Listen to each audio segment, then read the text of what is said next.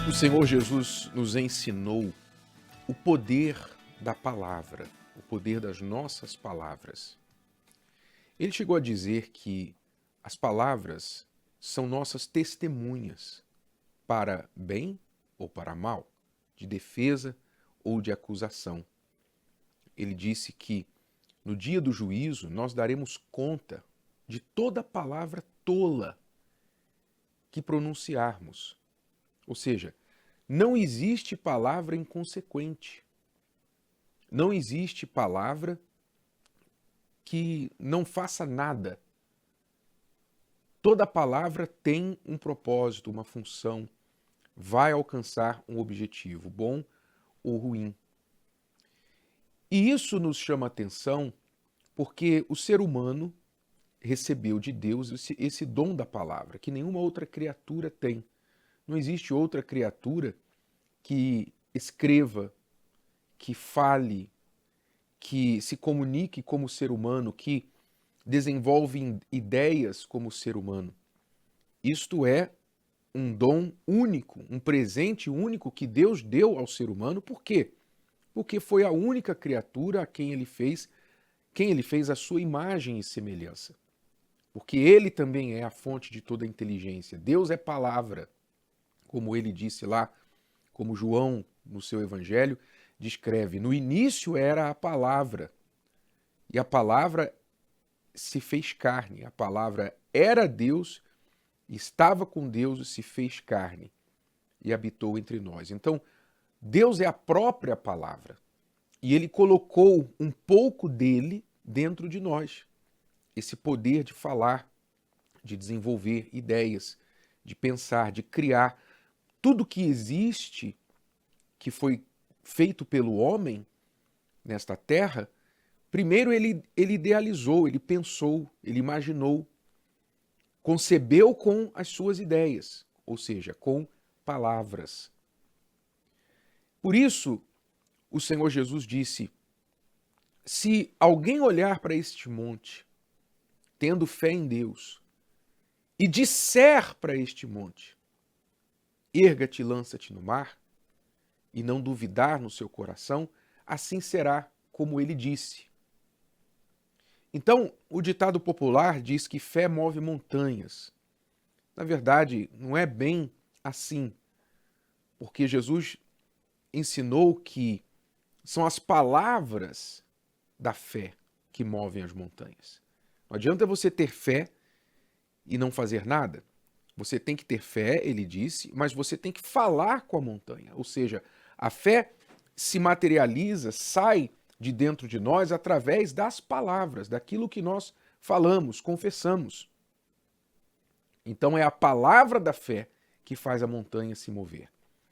Sem a dúvida do coração. Ele enfatizou.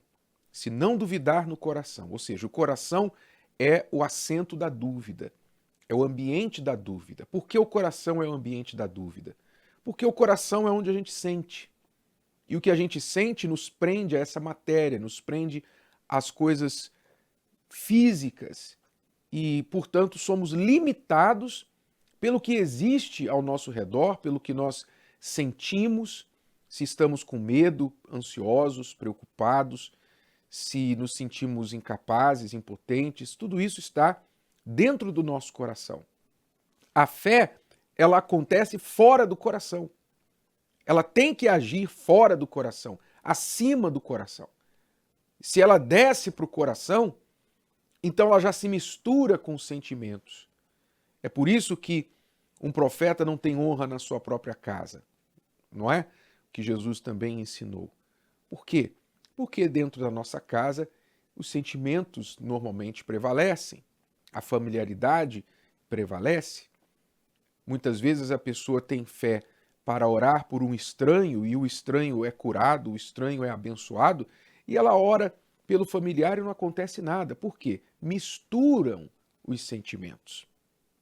Então o coração é a área, é o domínio dos sentimentos. Por isso Jesus disse que a gente tem que manter a fé fora do coração, não se misturar com os sentimentos.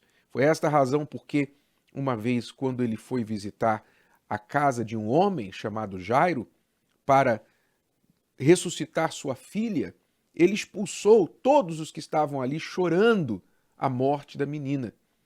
Ele mandou tirar todo mundo que estava tomado pelo sentimento da perda, do luto, da pena do pai que havia perdido a sua filha. Ele tirou todo mundo. Por quê? Porque a emoção, ela afeta a fé. E quando afeta a fé, traz a dúvida, e a dúvida anula a fé. Então, as nossas palavras, para terem eficácia, produzirem o seu fruto, elas têm que sair da fonte, que é a palavra de Deus. A nossa fé tem que estar baseada naquilo que Deus disse, na palavra dele, e ignorar os sentimentos. Então, se você, por exemplo, você está aí agora, você acordou de manhã, você tem aí um dia à sua frente, você tem coisas para fazer, e vem na sua cabeça aquele pensamento: ah, que dia, ah, estou cansado, ah, mais um dia, vou fazer isso, vou fazer aquilo, o que vai acontecer? Você já está se enchendo de palavras e pensamentos ruins. Como você acha que vai ser o seu dia? Você que determina, você que dita o seu dia pelas palavras que você permite conceber na sua mente. Às vezes você nem fala, você não precisa falar, porque o tempo todo nós estamos pensando por meio de palavras. O tempo todo. Então você tem que vigiar desde a origem das suas palavras, a fonte daquilo que você pensa, até aquilo que sai pela sua boca. E também o que entra nos seus ouvidos, porque muito do que nós pensamos vem daquilo que nós ingerimos. Palavras de outras pessoas, conteúdos consumidos, leitura e tudo mais. Então você tem que vigiar isso. Porque se você quer uma vida diferente, primeiro você tem que começar com pensamentos diferentes. Vigie então a sua palavra, vigie aquilo que você está pensando. O que você deve fazer? Às vezes você está sentindo pessimamente mal. Você não dormiu bem, você tem más notícias que você tem que lidar, pessoas desagradáveis, ou seja, o seu ambiente, o seu exterior produz em você sentimentos ruins, de tristeza, ansiedade, preocupação, medo. São o que os seus sentimentos dizem, o seu coração está dizendo. Porém, quem vive pela fé sobe a um nível superior a tudo isso. Você ignora, você faz pouco caso do que você sente. Você não maximiza seus sentimentos e fica escravo, refém deles, querendo até que as pessoas ao seu redor também sintam a mesma dor que você está sentindo.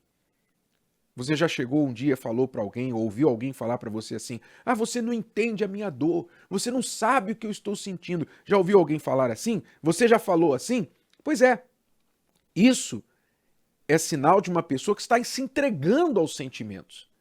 Ela se entregou, você não sabe o que eu estou sentindo, você não sabe o que eu estou passando, você acha que é fácil e tal, você não me entende, ninguém me entende. Quer dizer, mas que adianta a pessoa entender a tua dor? Vai tirar a tua dor? Vai tirar a tua dor? Vai aliviar a tua dor, por acaso? Não vai.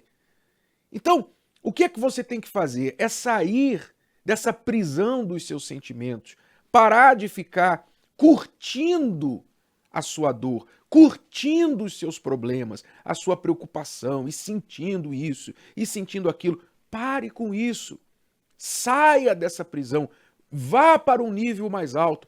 Vá para o nível da fé, o nível que ignora o que o coração sente. Eu não quero saber o que meu coração está sentindo, não quero saber que eu estou pensando de sentimento, de preocupação. Eu não quero saber. Eu quero saber o que a palavra de Deus diz a meu respeito. É isso que eu quero saber, porque sentimentos vão e vêm.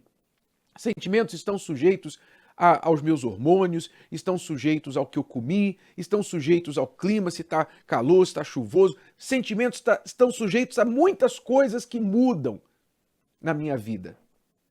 Mas a palavra de Deus, ela é uma só. Ela não muda com a chuva, com o sol, ela não muda com a minha idade, ela não muda com os problemas que eu tenho, ela não muda em absolutamente qualquer circunstância. a palavra de Deus é o que é. Por isso, eu tenho que basear a minha mente, os meus pensamentos naquilo que está escrito. Estar acima daquilo que eu sinto. Faça isso, que você vai ver que a sua fé, somada às palavras que têm origem nessa fé, baseada na palavra de Deus, vão criar a vida que você deseja. E você vai estar todo o tempo acima dos seus sentimentos. E as montanhas aí então sim vão sair da sua frente e vão abrir caminho para você. Gostou? Que tal ouvir de novo? Ouça quantas vezes precisar até que este conteúdo faça parte de você. E não se esqueça de dar o seu like, comentar e compartilhar. Até a próxima!